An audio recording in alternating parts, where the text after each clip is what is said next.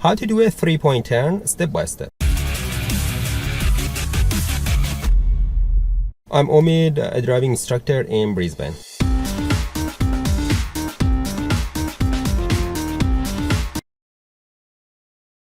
So sometimes you're on a wide road, you're facing that way and you want to change your direction, face this way. And because the road is wide, you can simply do a U-turn just like this and change your direction, go back to the other side of the road. But sometimes either your car is too big or the road is very narrow and you cannot do a U-turn.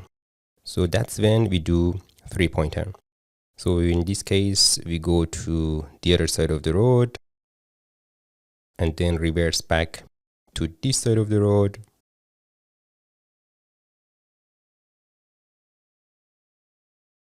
And then moving forward and changing direction, going back to the other side of the road.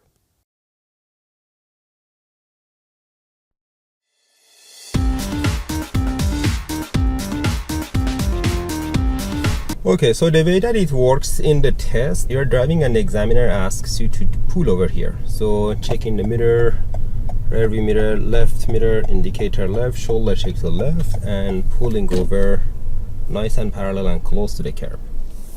Then they will ask you, okay, can we do a 3-point turn here? Or can we turn the car around? Or can we do a turnaround? All of these are the same maneuver. They have just different names. And sometimes the examiners, they might give some more explanations. I want you to do a 3-point turn here, turn the car around within the confines of the road, avoiding the driveways. So to start, we look around the car on the left side, and then there's nothing there all around the car. And now change the gear to D, handbrake down if you have handbrake, if your car has a handbrake or foot brake. Checking the rear view mirror and checking the right mirror, putting the right indicator on, shoulder check to right, the road is clear. Now we start moving the car and turning the wheel to the right, nice and slow. Moving to this side of the road. Before hitting the curb, we stop, change gear to reverse first, then scan the road left and right. No car is coming. Looking back, turning the wheel to the left and going back at the same time. Keep turning the wheel to the left, look back until halfway. You have entered a school zone. Once it passes halfway, we look at the right mirror, because in the right mirror we can see the curb, so we make sure we don't hit the curb. Then change the gear to D, checking on the left side, no car is coming, moving the car first and then turning the wheel to the right and finishing the maneuver. That's how we do a 3-point turn. And then keep driving.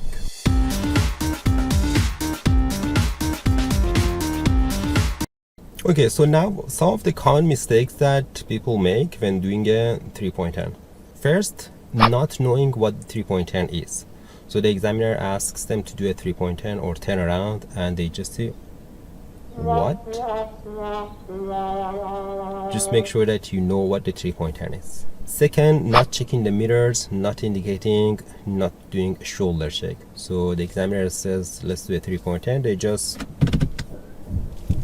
without indicating or anything, start turning without shoulder check or anything. Third mistake is accelerating when doing the maneuver. So this is the maneuver for narrow roads. The space is very limited, so we don't want to press the accelerator, otherwise we lose the space and we cannot make it. First, for this maneuver, we shouldn't push the accelerator, we just release the brake. If the car moves, great. If it doesn't move, just a tiny bit of accelerator to just get the car rolling. So if you push the accelerator, that's what happens. You might hit the curb and you might not be able to turn the car on time, and we might lose the space. You have entered a school zone. So not pushing the accelerator. Fourth mistake, hitting the curb. Going too fast or going too close to the sides of the road and hitting the curb, either on the front or at the back. And 5, confusion with indicator. With this maneuver, we only need one indicator at the start. When we go back, there is no need for indicator, and when we finish the maneuver, there is no need for indicator either. So some people, they do this, they start the maneuver indicating, right. Okay, moving to this side. And then here you get confused. Okay, indicating left. There is no need to do that. No need for a left indicator. And then again, once they You come have here, entered a school zone. here again they put the right indicator. There is no need to put the right indicator here.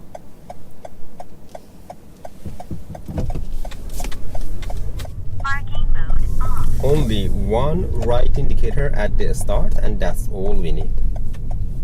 The indicator is going to stop. We just let it stop. We don't need to put the indicator. We don't need to change it. We don't need to manually stop it. 6. Dry steering. What's dry steering? Dry steering is, or in some other states they call it static steering. The same thing. Dry steering, static steering. So dry steering is when the vehicle is stationary, when the car is stationary and we start turning the wheel. That's called dry steering. So now the car is not moving. If I start turning the wheel, that's dry steering. This is a minor mark in the driving test and we should avoid it. How can we avoid it? Very simple. We don't turn the wheel while the car is stationary. We move the car first. We make sure the car moves first, then we turn the steering wheel. Dry steering usually happens on the sides of the road. Here is where a lot of people they do dry steering again. So we make sure the car moves first, then we turn the wheel. We don't turn the wheel while the car is stationary. You have entered a school zone. And number 7, palming. Turning the steering with the palm of the hand. So anytime we turn the steering with the palm of the hand, we lose one minor mark in the driving test. So we don't want to turn the wheel with the palm of the hand. It usually happens when people go to that side or this side of the road. So it is a little bit busy today. When we do this maneuver, we need to make sure that the road is completely clear. There is no cars coming from anywhere. So a lot of people they do palming at this point. So they do this, and with one hand, again You you have lose entered a school zone. mark for this maneuver. 8, putting the arm behind the passenger seat when going reverse, and the second part of the maneuver. So I'll show you. They do this. Some students they start coming here, and when they want to go back, they go this. So 2 minor mistakes here. One for putting the hand at You the have back of the entered a car, school zone. back seat, and the other one is for palming. When you do this, you naturally turn your wheel with one hand, and that's a mistake. The rule of thumb is this: anytime the steering wheel is turning, we should have both hands on the steering wheel.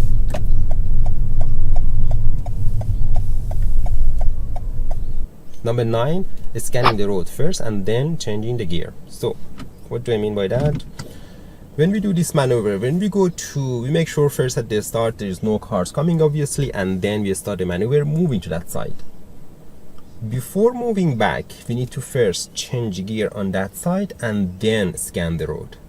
And if there is any cars coming from behind us, we need to wait and give way to them. So that's like this: mirror indicator, shoulder check, start driving, moving to this side, turn the wheel to the right before hitting the curb stop.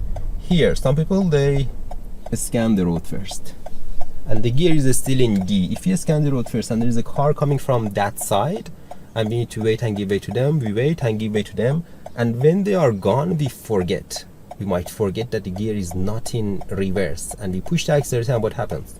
Moving forward and hitting the curb. So we first change the gear, then scan, and then the rest of the story. You have entered a school zone. Or the other thing, again, this might happen at this side as well. They scan and the gear is not changed yet. So if there is cars coming from that side, we need to give way to them. And if you haven't changed gear yet, you might forget. And then when you want to move forward, you go backward and you hit the curb, and you might fail the test if you mount the curb.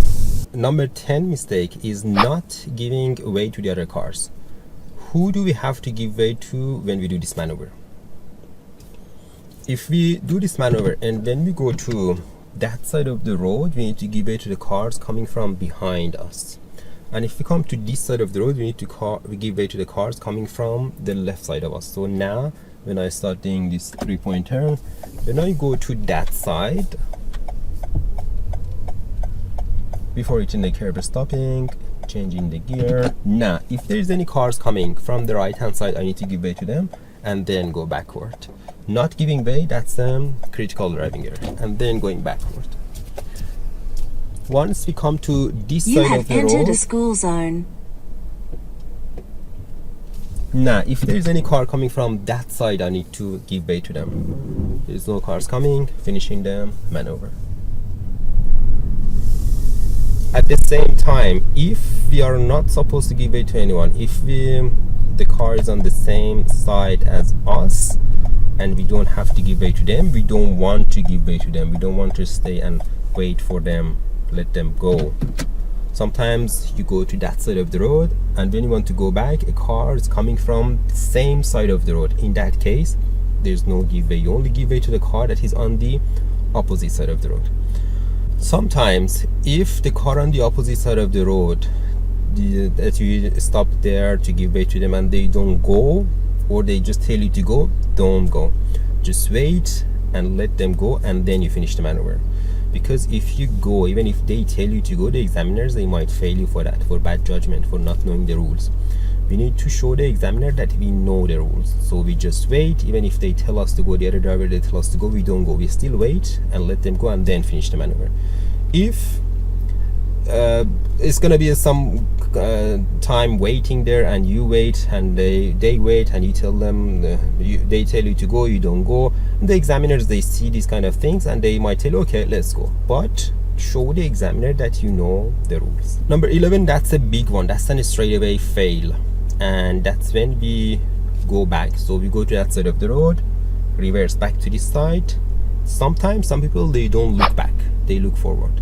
The rule of thumb is that when we do this maneuver anytime in driving, that's the simplest statement. Remember this statement: we must look in the same direction that the car is moving. If you go forward, obviously you're not driving like this, you look ahead. And if you're going backward, you shouldn't look at the front, no looking at the reversing camera, looking at the mirror. We need to literally look back, turn our body and literally look back with our eyes halfway through the road, until halfway. After halfway, we can look at the right mirror to see the car. So some people, they do this. This is a straightaway fail in the test while doing this maneuver. So mirror indicator, shoulder check, yep, start driving, moving to this side. Here, some people, what they do is this: they just go back. That's it. Not looking back while doing this maneuver. You have entered a school zone. So just make sure you literally look back. Number 12, hitting the curb on either side of the road. When going to that side, getting too close and hitting the curb on that side, or when we reverse back, hitting the curb on this side. Hitting the curb is minor, but mounting the curb is a straightaway fail. So you don't want to get too close to the curb when we do this. Obviously, if the road is wide enough to allow you to do this maneuver nicely, you don't have to get too close to the curb, right? And number 14, a mistake that happens with a lot of international students, especially the ones who drive on the opposite side of the road compared to Australia. Those students, they usually make this mistake, especially at the early stages of their learning process. When they do this maneuver, after they finish it, they, for 1 second, they go back to their own country and they end up on the wrong side of the road, and that's a straightaway fail. So making sure when you finish this maneuver, we need to end up on the left side of the road.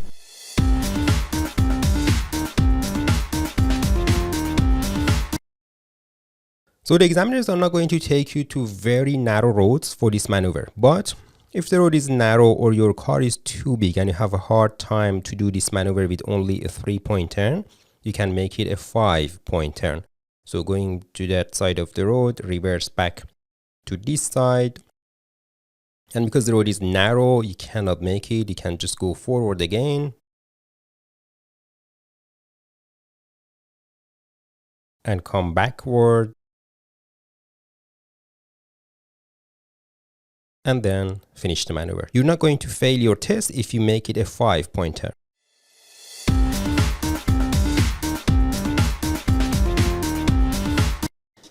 There are a few locations that we don't want to do this maneuver. Very close to T-intersections. So like here, we are very close to that T-intersection. If some cars suddenly turn from that side road to the main road, they cannot see us properly. And that's a dangerous situation to do a 3-pointer in it. Down or up the hill. So like here, we are doing this maneuver down a hill. This is not a perfect spot to do a 3-pointer because some drivers, they drive fast down a hill and they cannot see us properly. So that's a dangerous spot as well.